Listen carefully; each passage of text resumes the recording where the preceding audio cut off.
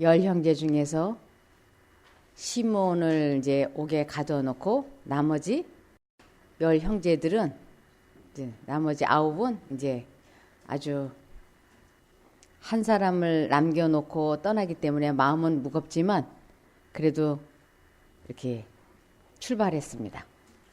네, 시므온의 입장도 오늘은 좀 이렇게 살펴보도록 하겠습니다. 먼저 그의 형제들이 출발하도록 허락하기 전에 요셉은 그들에게 곡식을 공급해 주었고 또 각 사람의 돈을 몰래 그들의 자루 어귀에 넣어주라고 명령했다. 집으로 돌아가는 길에 짐승들에게 먹일 여물도 공급해 주었다. 도중에 일행 중 한 사람이 자루를 열어서 그 속에 있는 은전 주머니를 보고 깜짝 놀랐다. 그가 다른 사람들에게 그 사실을 알리니 그들도 놀라 어쩔 줄을 모르고 서로 말하기를 하나님이 어찌하여 우리에게 이 일을 행하셨는고 라고 하였다. 그들은 이것을 하나님의 축복의 증거로 여겨야 하는지 아니면 하나님께서 그들의 죄로 인하여 저들을 벌하시고 그들을 더 깊은 고통 속에 빠지게 하려는 것인지 알 수 없었다. 그들은 하나님께서 그들의 죄를 보셨다는 것과 그가 지금 그들을 벌하시고 계신 것으로 인정하였다. 네, 이렇게 무슨 일이 일어나면 죄를 범한 사람의 마음속에는 언제나 사단이 죄책감, 죄의식을 이렇게 주입시키고 있습니다. 그래서 시몬이 그 10명 중에서 이 총리가 자기를 선택해서 옥에 가두고 나머지는 돌려보낼 때 그의 마음속에 너무너무 두렵고 그러면서 그의 마음속에 내 죄값을 내가 이런 식으로 지불하는구나 하는 생각을 그도 하게 되고 그리고 나머지 9 형제들도 참 이상하다. 우리 10명이 똑같이 요셉을 공모해서 넘겼지만 거기에서 주동자가 옥에 갇히는 걸 보면서 틀림없이 누가 그들의 죄를 하나님께서 보셨다는 것과 그가 지금 그들을 벌하고 계신다고 하는 생각을 그 10명이 다 갖고 있는 것이에요. 그러는데 하나님께서는 이러한 때라도 어떻게 하라고 하셨느냐 하면 이사야 45장 22절을 보시면 땅끝의 모든 백성아 나를 앙망하라. 그리하면 구원을 얻으리라. 나는 하나님이라 다른 이가 없음이니라. 네. 죄 안 지은 사람 아무도 없죠. 우리 모두는 다 시몬 못지않게 다른 사람들을 모함한 일도 있고 험담한 일도 있고 시기한 일도 있고 저주한 일도 있어요. 우리는 다 같은 악인이고 죄인입니다. 그래서 우리들에게 어떤 어려움이 이렇게 닥치면 하나님께서 벌 주셨나 보다. 내가 하나님께 벌 받고 죄 받는가 보다. 이런 생각이 들어올 때 하나님께서는 지금 읽은 것처럼 오직 뭐만 하라고요? 하나님만 생각하고 하나님만 의지하라고. 다시 말씀을 드리면 그 죄책감, 죄의식은 사단이 주는 것이기 때문에 그 생각을 받아들이지 않겠다고 사단이 주는 그 생각을 받아들이지 않겠다고 굳게 결심을 하고 하나님께 기도하라고. 그것을 아주 끈질기게 오래 기도하는 것을 부르짖어 기도한다고 하는 것이에요. 사람들이 하나님께 부르짖어 기도하라 그랬더니 이 소리를 내어서 고래고래 악을 쓰고 기도하는 건 줄 통성기도를 아주 많이 해야 되는 줄 알고 뭐 산에 간다든지 아니면 기도원을 가가지고 막 소리를 내어서 이렇게 큰 소리로 기도하는 줄 아는데 이 부르짖어 기도한다고 하는 것은 아주 끈기 있게 오래 그 생각이 들어올 때마다 포기하지 말고 그 생각이 나에게서 사라질 때까지 계속 하나님께 기도하라. 이것을 부르짖어 기도하라는 뜻입니다. 그래서 시편 40편 1, 2, 3절을 보시면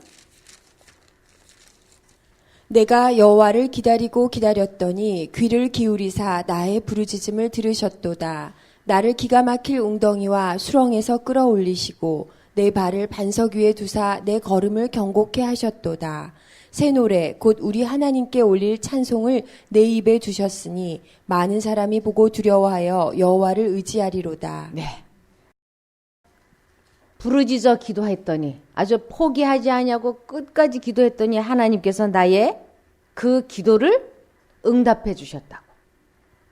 그래서 우리 마음에 죄책감, 분노, 미움, 이러한 이기심, 이러한 생각이 우리 마음에 엄습해 올 때 우리는 자지러지고 괴로워하지 않습니까?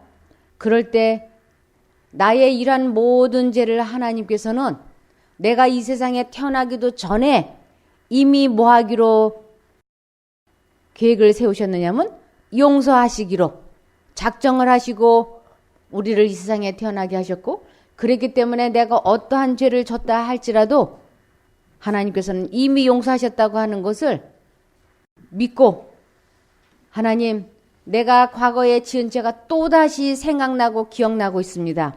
이것은 사단이 주입시키고 있는 것이지 하나님께서 나를 용서하시지 않았다고 하는 증거가 아닌 줄 압니다. 그러니 제가 이러한 죄책감에서, 이러한 괴로움에서 벗어나기를 원하오니 하나님 나를 도와주십시오. 그리고 계속 하나님을 부르고 기도하면 그 기가 막힐 웅덩이와 수렁에서 하나님께서 우리를 건져주시는 것을 체험하는 것이에요. 그럴 때 하나님께 감사의 찬양을 하고, 그럴 때 우리의 마음이 평안을 누리게 되는 것입니다. 그래서 하나님께서 내 영혼을 위하여 행하신 이 놀라운 일을 다른 사람들에게 말하는 것을 새 노래를 부른다라고 얘기하는 것이에요. 우리는 이 땅에서 새 노래를 부르게 될 때야 구원이 시작이 되는 것입니다. 우리는 이 새 노래를 부르지 못하면 무슨 노래를 자꾸 부르느냐면 묵은 노래, 옛날 흘려간 나의 과거만 이야기하는 것이에요. 내가 어디가 어떻게 아프고 병이 나서 수술을 몇 번을 하고 검사를 어떻게 했고 항암이 힘들었고 하는 자기의 과거만 자꾸 이야기하는 것이에요. 이거는 묵은 노래, 흘러간 노래, 그것만 이야기하는데 이것은 아주 바람직하지 않습니다. 하나님께서 나를 어떠한 어려움에서 건져주셨는지를 그 하나님을 증거하는 것을 새 노래를 부른다고 하는 것입니다. 인생을 이제 그동안 살아오면서 아주 기가 막힐 어려움에서 하나님께서 건져주신 경험들을 많이들 갖고 계실 거예요. 경제적으로 어렵다든지 아니면 어떤 질병에서 해방이 되었다든지 치료가 되었다든지 여러 가지 경험들을 많이 갖고 계실 겁니다. 그런데 그러한 경험을 하게 하신 이유는 하나님의 능력으로 내 생각을 통제시키고 나의 감정 조절을 하는 것을 배우게 하기 위해서 그러한 것을 있게 하신 것이에요. 그런데 자신의 생각을 통제시키고 자신의 감정 조절하는 것은 경험하지 못하면서 과거에 하나님이 나를 어떤 어려움에서 건져주셨는지 그것만 자꾸 말하는 사람들이 있어요. 이것은 정말 중요한 핵심을 갖게 하기 위하여 하나님께서 경험하게 하신 건데 그 핵심은 경험하지 못하고 과거에 하나님이 나를 도와주신 그 몇 가지만을 기억하고 있는 것이에요. 하나님께서는 우리들에게 지속적으로 자신의 생각을 통제시키고 감정 조절하는 것을 경험하게 하기 위하여 하나님께서는 우리들에게 뭐라고 말씀을 하셨느냐면 마태복음 22장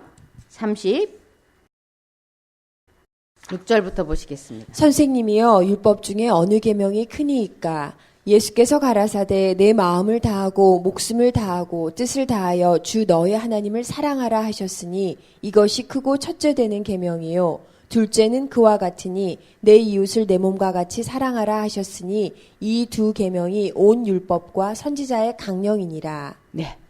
마음을 다하고 뜻을 다하고 힘을 다하여 주 너의 하나님을 사랑하라.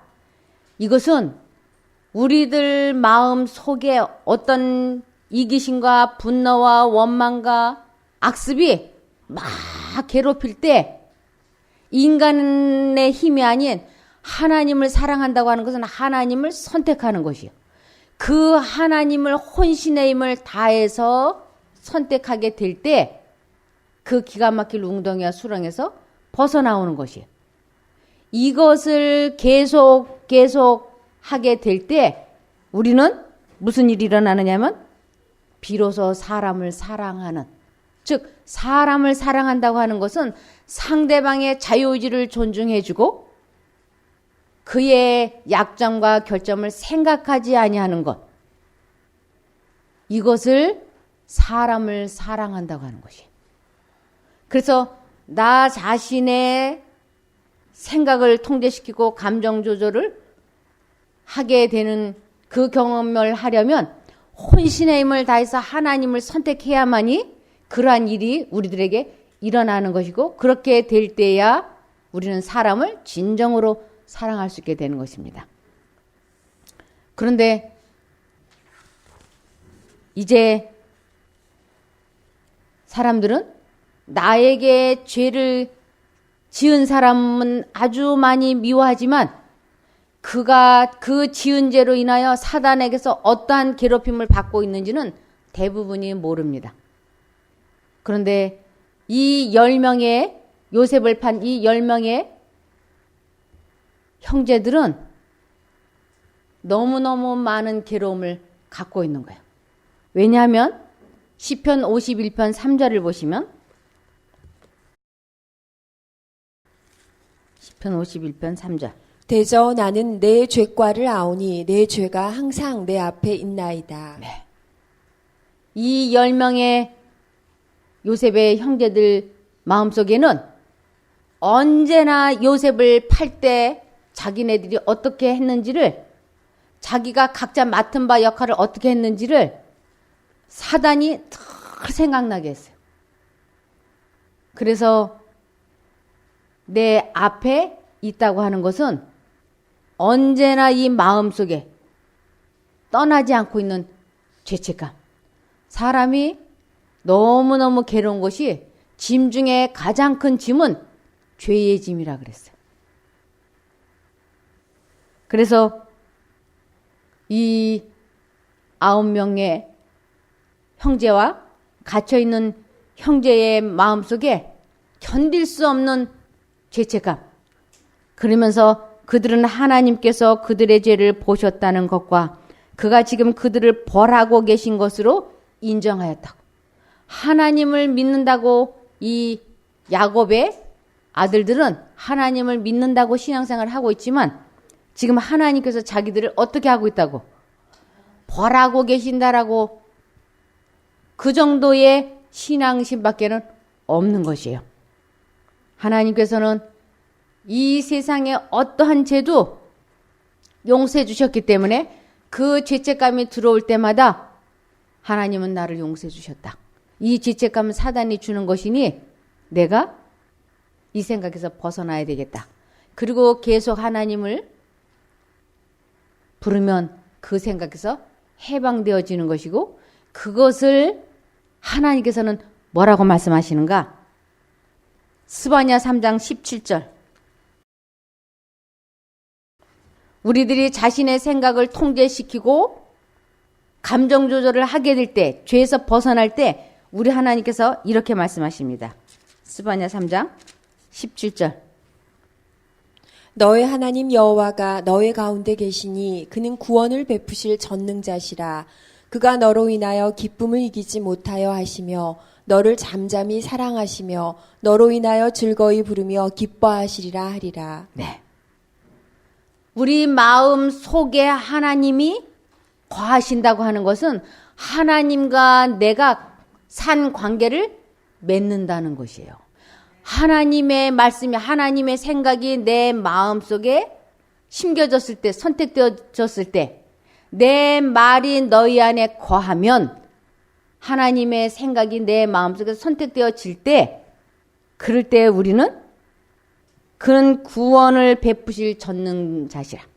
하나님의 말씀이 내 마음속에 자리 잡을 때, 심어질 때, 그것은 우리들에게 구원이 되는 것이. 그 좋지 않은 어떤 생각이 우리를 막 괴롭힐 때 하나님의 음성은 분명히 양심 가운데 들려오는 것이. 그 하나님의 말씀을 내가 선택하는 것을 내 마음밭에 심었다 그러고, 심겨진 그 씨는 싹이 나고 열매를 맺는 것을 성령의 열매. 그래서 하나님의 말씀을 내가 선택하는 것을 하나님 여호와가 내 마음 가운데 계시니 그는 구원을 베푸실 전능자시라.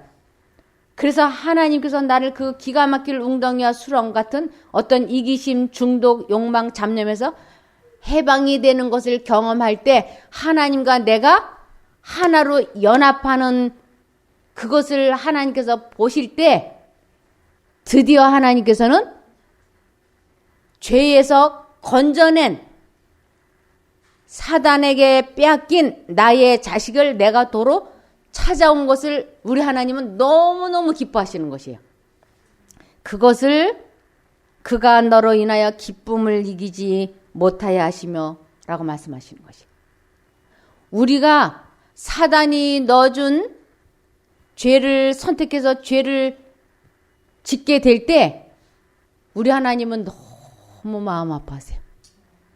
얼마나 슬퍼하시는지 몰라요. 우리가 죄를 선택하여 죄를 짓게 될 때 하나님께서는 용사, 사단에게 내 자식을 빼앗긴 것으로 생각하시는 것이에요. 그럴 때 주님은 기뻐하실 수 없어요. 내 자식이 또 하나 용사에게 넘어가는구나. 너무너무 마음 아파하시는 것이에요.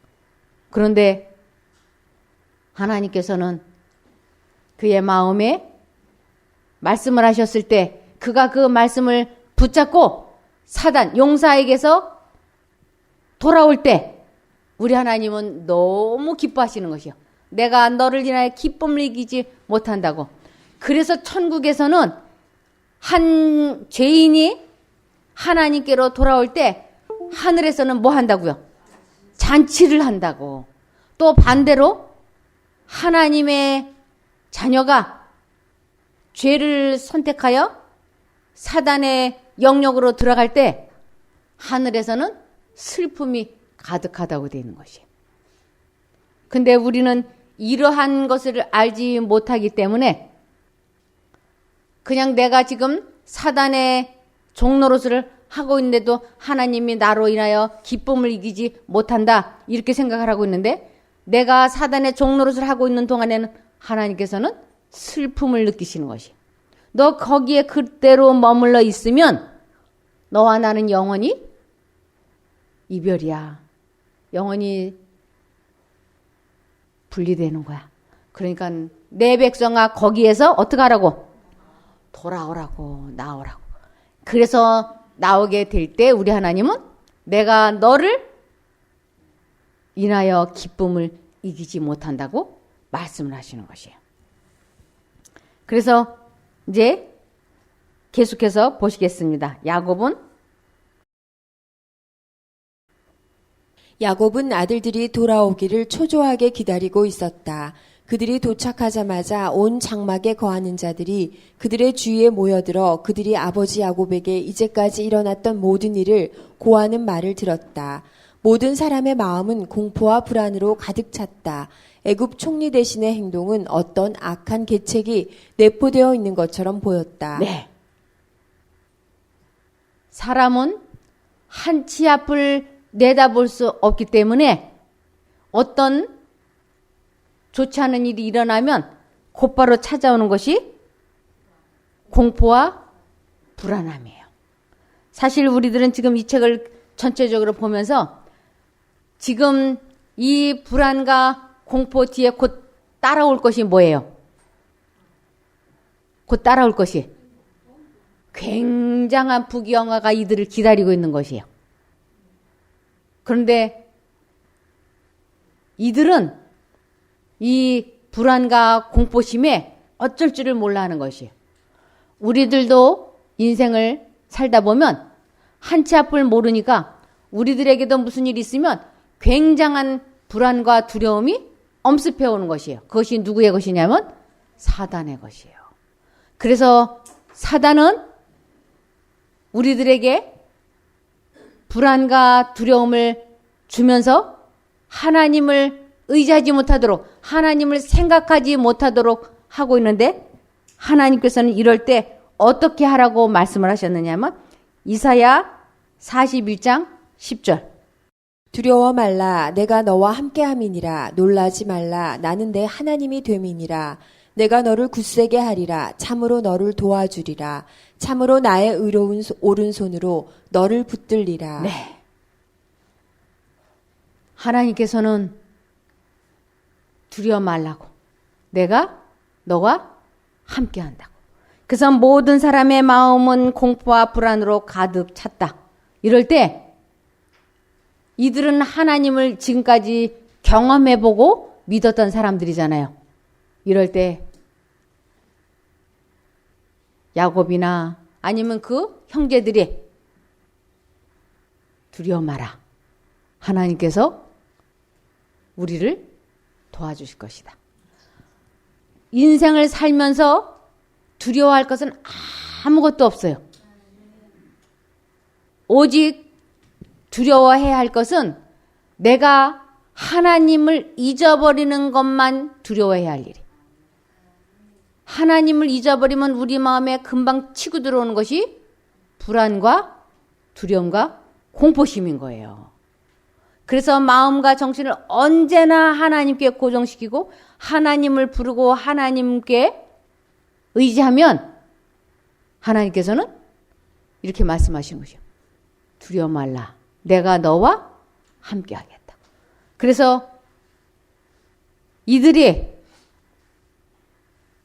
과거에 하나님께서 우리를 어떻게 이끄시고 어떻게 도와주셨는지 우리 모두는 알지 않느냐. 그러니 두려워하지 말자. 그러면서 그 9명의 형제와 야곱이 하나님께서는 우리를 도와주실 것이다. 그리고 두려워하지 않고 담대히 기도를 했었으면 얼마나 좋았을까요?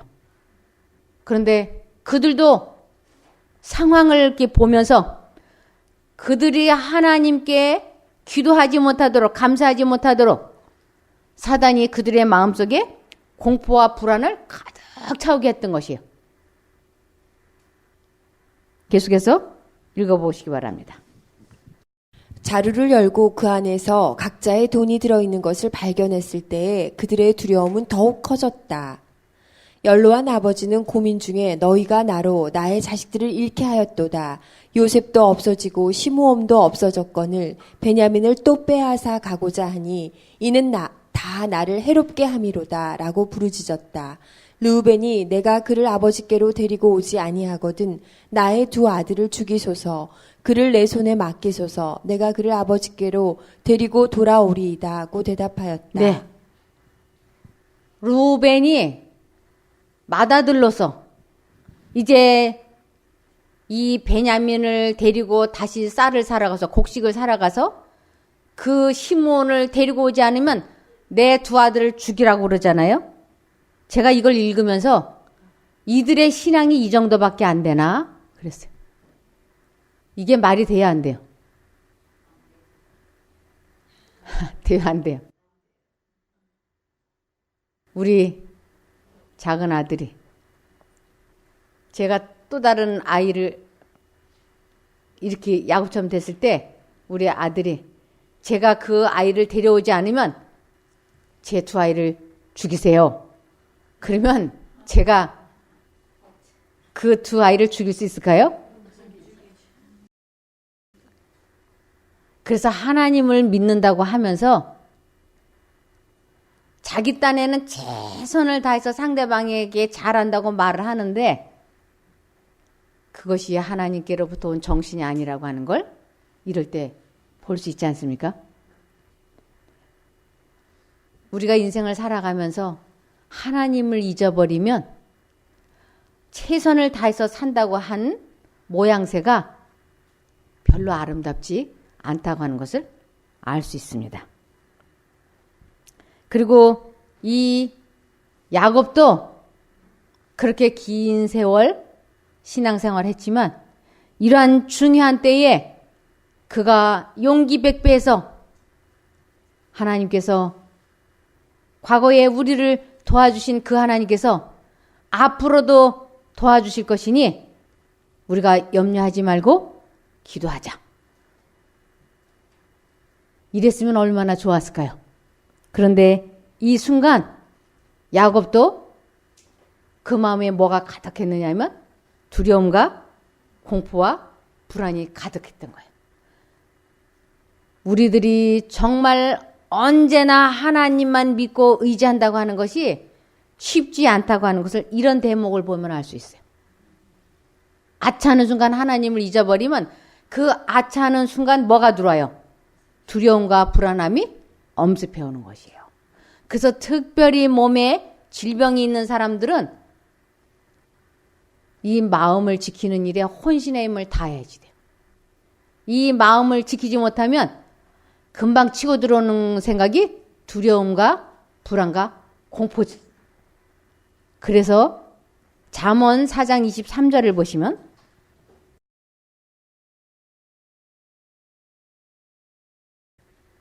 무릇 지킬 만한 것보다 더욱 내 마음을 지키라. 생명의 근원이 이에서 남이니라. 네. 이 세상에서 가장 중요한 것, 그것은 이 마음을 지키는 것이에요.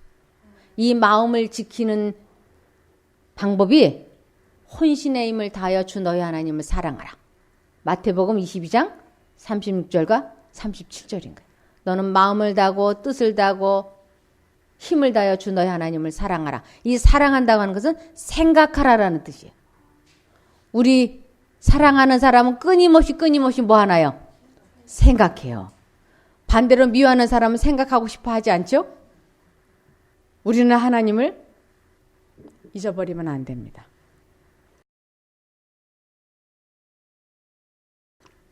그래서 루벤이 기껏 한다는 소리가 내가 그를 아버지께로 데리고 오지 아니하거든 나의 두 아들을 죽이소서.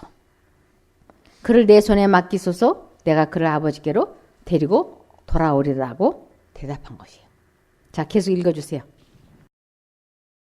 이 급한 성미의 말은 야곱의 마음을 안심시키지 못하였다. 야곱의 대답은 내 아들은 너희와 함께 내려가지 못하리니 그의 형은 죽고 그만 남았음이라. 만일 너희 행하는 길에서 재난이 그 몸에 미치면 너희가 나의 흰머리로 슬피 음부로 내려가게 함이 되리라 였다. 네, 내 아들은 여기서 말하는 내 아들은 누구예요? 요셉의 동생 야곱의 막내 아들 베냐민이에요. 근데 지금 요셉은 기어코 누구를 보기를 원해요? 이 베냐민을 보기를 원해요. 요셉은. 왜냐하면 자기처럼 자기의 동생을 죽인 게 아닌가. 그래서 그 베냐민을 꼭 데리고 오는 거를 자기가 봐야 되고, 그리고 이들의 품성이 22년 전 자기를 노예 상인들에게 팔았던 그들의 품성이 그대로인지 아닌지를 아주 면밀하게 용의 주도하게 지금 시험해 보는 거예요. 자, 계속요. 그러나 한 발은 계속되었고 시간이 흐름에 따라 애굽에서 가져온 곡식이 거의 다 떨어졌다. 야곱의 아들들은 베냐민을 동반하지 않고 애굽으로 가는 것은 헛된 일임을 잘 알고 있었다. 그들은 아버지의 결심을 돌이킬 가망이 없어 묵묵히 귀추를 관망하고 있었다. 다가오는 기근의 그림자는 점점 짙어갔고 장막에 있는 모든 사람들의 근심스러운 얼굴에서 그 노인은 저들의 필요를 알아차릴 수 있었다. 마침내 그는 다시 가서 우리를 위하여 양식을 조금 사라고 말했다. 유다가 대답하기를 그 사람이 엄히 우리에게 경계하여 가로되 너희 아우가 너희와 함께하지 아니하면 너희가 내 얼굴을 보지 못하리라 하였으니 아버지께서 우리 아우를 우리와 함께 보내시면 우리가 내려가서 아버지를 위하여 양식을 사려니와 아버지께서 만일 그를 보내지 않으시면 우리는 내려가지 아니하리니 그 사람이 우리에게 말하기를 너희 아우가 너희와 함께하지 아니하면 너희가 내 얼굴을 보지 못하리라 하였음이니이다 라고 하였다. 그의 아버지의 결심이 흔들리기 시작하는 것을 보고 그는 저 아이를 나와 함께 보내시면 우리가 곧 가리니 그러면 우리와 아버지와 우리 어린 것들이 다 살고 죽지 아니하리이다고 덧붙여 말하였다. 그리고 그는 그의 아우에 대한 보증인이 되고 만일 그가 베냐민을 아버지께로 데려오지 못한다면 영원히 책임을 지겠다고 제의하였다. 네. 이제 베냐민을 데리고 가지 않으면 쌀을 곡식을 사러 못 간다고 하니까 야곱이 너무 괴로운 거예요. 지금 그가 하나님을 의지하지 않고 있는 거예요. 하나님을 그렇게 믿는다고 오래 그랬지만 믿지 못하고 있는 것이에요. 그러면서 이 형제들도 두려워하는 것이에요. 이제 어떻게 결정을 해야 할지 그들이 두려워하고 있을 때 창세기 43장 1절부터 보시겠습니다. 창세기 43장 1절부터. 그 땅에 기근이 심하고 그들이 애굽에서 가져온 곡식을 다 먹음에 그 아비가 그들에게 이르되 다시 가서 우리를 위하여 양식을 조금 사라. 유다가 아비에게 말하여 가로되 그 사람이 엄히 우리에게 경계하여 가로되 너희 아우가 너희와 함께하지 아니하면 너희가 내 얼굴을 보지 못하리라 하였으니 아버지께서 우리 아우를 우리와 함께 보내시면 우리가 내려가서 아버지를 위하여 양식을 사려니와 아버지께서 만일 그를 보내지 않으시면 우리는 내려가지 아니하리니 그 사람이 우리에게 말하기를 너희 아우가 너희와 함께하지 아니하면 너희가 내 얼굴을 보지 못하리라 하였음이니이다. 이스라엘이 가로되 너희가 어찌하여 너희에게 오히려 아우가 있다고 그 사람에게 고하여 나를 해롭게 하였느냐. 그들이 가로되 그 사람이 우리와 우리의 친족에 대하여 자세히 힐문하여 이르기를 너희 아버지가 그저 살아있느냐 너희에게 아우가 있느냐 하기로 그 말을 조조히 그에게 대답한 것이라. 그가 너희 아우를 데리고 내려오라 할 줄을 우리가 어찌 알았으리이까. 유다가 아비 이스라엘에게 이르되 저 아이를 나와 함께 보내시면 우리가 곧 가리니 그러면 우리와 아버지와 우리 어린 것들이 다 살고 죽지 아니하리이다. 내가 그 몸을 담보하오리니 아버지께서 내 손을 그를 물으소서. 내가 만일 그를 아버지께 데려다가 아버지 앞에 두지 아니하면 내가 영원히 죄를 지리이다. 우리가 지체하지 아니하였다면 벌써 2번 갔다 왔으리이다.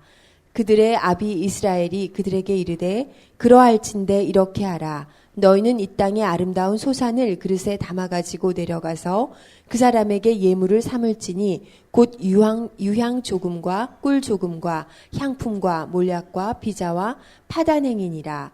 너희 손에 돈을 배나 가지고 너희 자루 아구에 도로 넣어 온 그 돈을 다시 가지고 가라. 혹 차착이 있었을까 두렵도다. 내 아우도 데리고 떠나 다시 그 사람에게로 가라. 전능하신 하나님께서 그 사람 앞에서 너희에게 은혜를 베푸사 그 사람으로 너희 다른 형제와 베냐민을 돌려보내게 하시기를 원하노라. 내가 그 자식을 잃게 되면 잃으리로다. 그 사람들이 예물을 취하고 그 갑절의 돈을 자기들의 손에 가지고 베냐민을 데리고 애굽에 내려가서 요셉의 앞에 서니라. 네. 이 야곱이 그렇게 두려워하지 않습니까? 만일 베냐민을 데리고 벌써 갔으면 2번이나 곡식을 사가지고 왔을 터인데 야곱이 원하지 않는 것이에요. 그 막내 아들을 내놓기를 원하지 않았던 것이에요. 근데 우리가 이렇게 보니까 진작에 그가 하나님을 의지해서 결심을 해서 갔더라면 누구를 진작 만났을까요? 요셉을 진작에 만났을 터인데 그의 마음에 뭐가 많았을까요? 두려움이 많았기 때문에 하나님을 의지하지 못했던 것이. 사단은 이 야곱이 베냐민을 빨리 하나님 손에 맡기고 보냈더라면 야곱과 요셉이 금방 만났을 터인데 그렇게 하지 못하게 하려고 끝까지 베냐민을 움켜잡고 요셉을 못 만나게 하려고 야곱의 마음에 계속 두려움과 불안함을 주입시켰던 것이에요. 그런데 야곱이 드디어 결단을 내렸어요. 어떻게? 베냐민이 어떻게 하면? 네. 베냐민을 잃으면 잃으리다. 이것은 자기가 완전한 자아 포기한 것이에요. 내가 죽으면 죽는 것이다. 그 베냐민과 야곱은 생명이 이렇게 결탁되어 있는 것이에요. 그러니까 베냐민이 죽으면 자기도 죽는 거예요. 그러니까 이제 이 사람의 자아가 여기에서 꺾이는 것이에요. 우리들이 하나님을 선택한다고 하는 것은 이 육신의 생명을 포기하는 것이에요. 에스더도 이 육신의 생명을 어떻게 했어요? 포기했을 때, 죽으면 죽으리다 하고 포기했을 때 에스더도 하나님의 큰 축복을 받았고 다니엘도 사자굴에서 그랬고 그의 세 친구들도 풀무불 속에서 하나님을 만나고 그러므로 이 베냐민을 포기했다고 하는 것은 야곱으로서는 완전한 자아 포기인 거예요. 그럴 때 그의 입에서 나오는 말이 드디어 무슨 말이냐면 여기 창세기 43장 14절에 비로소 뭐라고 얘기하냐면 전능하신 하나님께서 그 사람 앞에서 너희에게 은혜를 베푸사 그 사람으로 너희 다른 형제와 베냐민을 돌려보내게 하시기를 원하노라. 내가 자식을 잃게 되면 이르리로다. 네. 이제 비로소 누구의 이름이 그의 입에서 나와요? 하나님의 이름이 이때 나와요. 그 전에는 하나님의 이름이 안 나와요. 그러면서 그 자식들에게 아니 왜 동생이 있다고 왜 그 말을 했느냐, 왜 그 사람에게 이렇게 했느냐 저렇게 했냐고 얘기하다가 그가 이제 뜻을 정하고 나니까 전능하신 하나님이라고 말하는 것입니다. 전능하신 하나님께서 이렇게. 그래서 우리들이 자아 포기를 할 때 나의 생각을 단념할 때 이것을 자아 포기라 그러고 자기를 부인한다고 하는 것이요. 그렇게 될 때 전능하신 하나님께서 우리들의 인생길을 이끌어 주시는 것을 체험할 수 있게 되는 것입니다. 그래서 잠언 3장 5절을 보시면 잠언 3장 5절 6절 너는 마음을 다하여 여호와를 의뢰하고 내 명철을 의지하지 말라. 너는 범사의 그를 인정하라. 그리하면 내 길을 지도하시리라. 네, 이것이 아주 비천한 사람이건 귀한 사람이건 하나님께서 축복하시는 방법이에요. 정말 요셉이 얼마나 비천한 사람입니까? 자기 아버지 집에서는 귀한 아들이었지만 노예로 사는 동안에는 이 세상에서 가장 비천한 계급이 무슨 계급이에요? 노예가 가장 비천한 계급이에요. 그 노예가 오직 무엇을 했기 때문에 최고의 지도자가 될 수 있었을까요? 그가 이런 사람이었기 때문에. 골로새서 3장 2절과 3절. 위의 것을 생각하고 땅의 것을 생각지 말라. 이는 너희가 죽었고 너희 생명이 그리스도와 함께 하나님 안에 감추었음이니라. 네. 요셉은 언제나 하나님을 의지했어요. 그는 노예이기 때문에 애굽 사람들에게 잘 보여야지 되는 것이에요. 그래서 그들에게 아부할 수도 있고 그들의 환심을 사기 위하여 죄와 타협할 수도 있는 것이에요. 그러나 그는 그렇게 하지 않았어요. 그리고 애굽 사람들이 환락과 사치로 흥청망청 사는 걸 볼 때 그는 보지 못하는 사람처럼 듣지 못하는 사람처럼 마음과 정신을 하나님께만 고정시켰지 그러한 것에 전혀 관심을 갖지 않았어요. 그래서 위의 것을 생각하고 땅의 것을 생각지 않는 사람이었습니다. 이렇게 되는 것을 이는 너희가 죽었고, 이 죽었다라고 하는 것은 이 세상 것을 생각하지 않겠다고 결심을 하는 것을 죽었다라고 얘기하는 것이에요. 요셉은 그런 사람이었어요. 이 세상 것을 생각하지 않는 사람이었어요. 그렇게 될 때 너희 생명이, 육신의 생명과 영혼의 생명이 그리스도와 함께 하나님 안에 감추었느니라. 이 그리스도와 함께 하나님 안에 감췄다고 하는 것은 하나님의 생각을 내 마음에 품은 것을 주님이 내 안에, 내가 주님 안에, 이것을 그리스도와 함께 하나님 안에 하나님과 하나가 된 것을 의미하는 것이에요. 그래서 요셉은 언제나 하나님을 의지했고 생각했고 기도하고 매사를 내 원대로 마옵시고 아버지의 원대로 되기를 원하나이다. 그렇게 했던 사람이에요. 그래서 가장 비천한 노예 계급에서, 애굽이라고 하는 세계적인 강대국에서 2인자로 그가 살 수 있었던 것은 오직 한 가지. 마음을 다하고 뜻을 다하고 힘을 다하여 주 너희 하나님을 사랑하라. 이것을 그가 생애에 실천했기 때문에 이렇게 위대한 사람이 될 수 있었던 것입니다. 지금 우리들은 별로 내세울 것 없는, 너나 나나 별 볼 일 없는 사람일 수 있습니다. 그런데 그를 품으라. 그리하면 그가 너희를 높이시겠다고 약속하셨기 때문에 우리가 매 순간마다 하나님을 선택하고 하나님께서 나와 함께 해주시면 우리는 이 세상에서 가장 위대한 사람이 될 수 있는 것입니다. 꼭 하나님과 함께 하시는 하루가 되기를 기원하며 말씀을 마치겠습니다. 기도하겠습니다. 하늘에 계신 저희들의 아버지 하나님, 저희가 깜빡깜빡 주님을 잊고 사는 때가 얼마나 많은지요. 주님을 잊어버릴 때마다 마음에 두려움과 공포가 엄습해 오곤 합니다. 그러나 오늘부터, 이 순간부터는 하나님만 생각하기로 결심을 했사오니 도와주시옵소서. 잠시 잠깐도 주님을 잊지 않게 꼭 붙잡아 주시옵기를 예수님 이름으로 기도드리옵나이다.